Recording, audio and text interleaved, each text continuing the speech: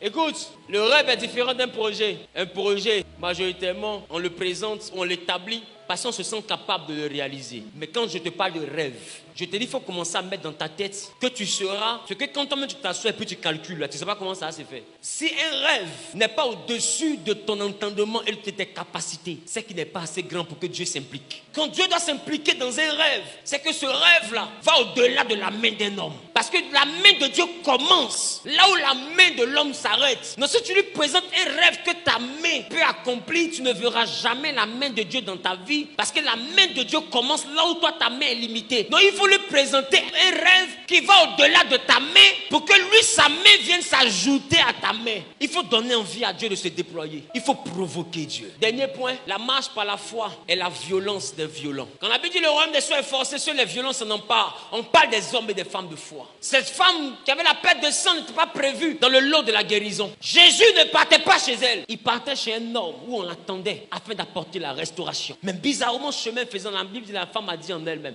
si je le touche, je sais que je serai guéri. Elle a manifesté une foi et elle a marché.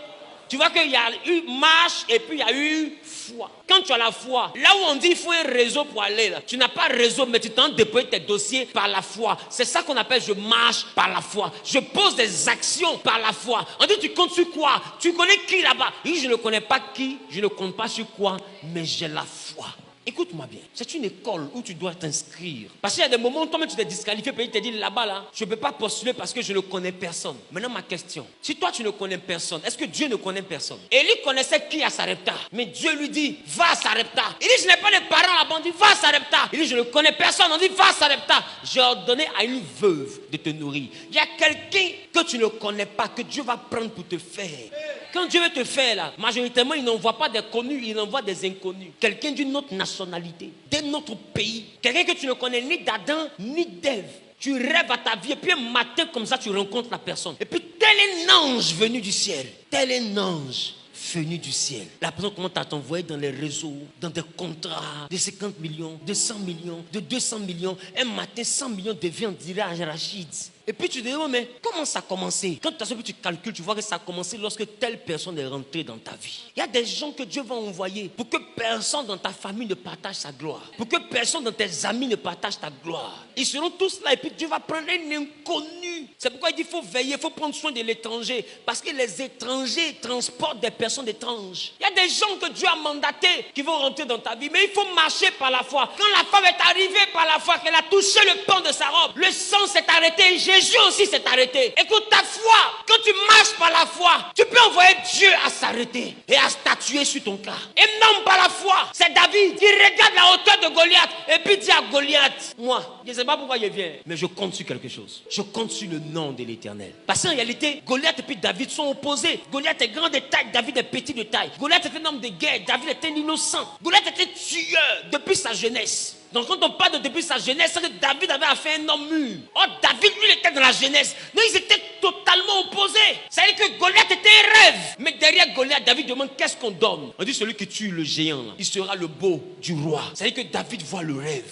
Il a tellement rêvé grand. Il dit, je vais me battre contre Goliath. On dit, mais tu n'es qu'un enfant. Il dit, je vais tuer ce Philistin. Et il dit à Goliath, moi je viens contre toi au nom de l'Éternel. Écoute-moi bien. Tu ne peux pas utiliser le nom de l'Éternel si tu n'as pas de visuel. Tu ne peux pas utiliser le nom de l'Éternel si tu n'as pas de visuel. Le nom de l'Éternel est puissant devant un visuel. Parce qu'il faut que quelque chose que tu vois fléchisse les genoux. On n'utilise pas le nom de l'Éternel comme en vain. Le nom de l'Éternel est utilisé devant un défi. Parce que derrière chaque défi, il y a l'accomplissement de ton rêve. David voulait être le beau du roi. Mais pour que le rêve se réalise, il fallait que Goliath tombe. Parce que le rêve était tellement grand qu'il tenait derrière la taille de Goliath. En réalité, Goliath était grand parce que l'accomplissement qui était derrière la victoire de Goliath avait la même taille que Goliath. Donc pour voir le rêve, il faut que Goliath tombe. Papa, si quelqu'un est derrière toi pour voir la personne, tu dois t'abaisser. Abaisse-toi. C'est ce qui fait que je pourrais voir. Donc Goliath doit tomber pour que le grand rêve soit visible et soit accessible. Je dis à quelqu'un qui est en train de m'écouter, il faut que par la foi, des géants tombent. Là où on dit personne ne rentre, toi il faut rentrer. Il ne faut pas dire non, j'attends le temps de Dieu. Le temps de Dieu est dans ta main. La foi n'attend pas le temps de Dieu. La foi déclenche le temps de Dieu. Ce n'était pas le temps pour que la femme soit guérie. Ce n'était pas le temps pour qu'on prie pour elle. D'ailleurs, elle n'était même pas dans le calendrier. Jésus n'avait pas le programme de la guérir. vie, mais à cause de la foi, elle s'est inscrite dans le calendrier de Jésus. La foi peut envoyer Dieu à te programmer dans le temps de quelqu'un d'autre. Tu peux recevoir ton miracle avant ton voisin si tu acceptes de développer la foi. Arrête de dire là-bas on ne rentre pas. Esther dit, malgré la loi.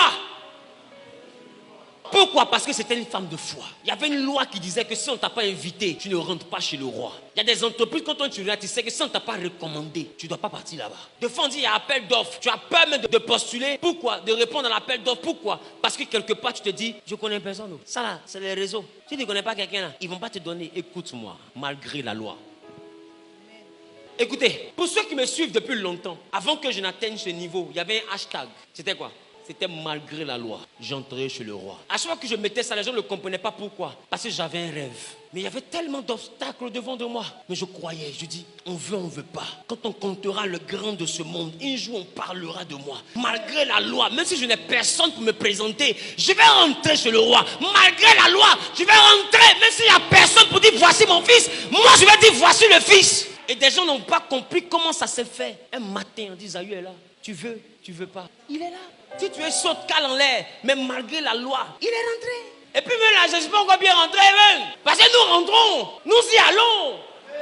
Et je mettais en bas encore, cœur des lions, ne recule pas devant chat. Parce que je regardais le défi. En réalité, ces deux hashtags, c'était ma motivation. C'était pour me dire, ça va aller. Peu importe qui t'abandonne, petit, ça va aller, tu es un champion. On monte en descente, tu seras quelqu'un. Mais combien de trahisons j'ai pas vécu? Combien d'humiliations j'ai pas vécu? Combien de dénigrements j'ai pas reçu? Mais moi, j'écrivais en bas, malgré la loi, j'entrerai chez le roi. Mais aujourd'hui, ils sont où ceux qui me calomniaient? Ils sont où? Je veux les voir. Ils sont où? Le problème, c'est que tu attends que les gens te motivent. Quand tu es un homme de foi, personne ne va te motiver. Toi-même, faut te motiver. Il a dit à Josué, fortifie-toi toi-même. Il y a un niveau, maman. Il y a un niveau, frère. Tu dois te mettre devant le miroir et puis te dire, ça va aller. Et puis toi-même, tu te parles, tu dis, petit, tu es un garçon.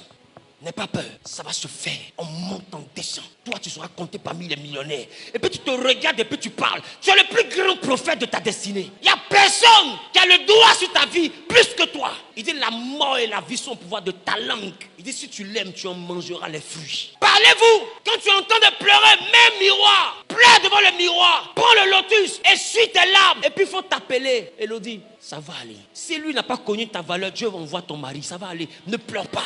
Et puis celui qui arrive, il est mieux que lui là. Ne pleure pas et toi-même console-toi.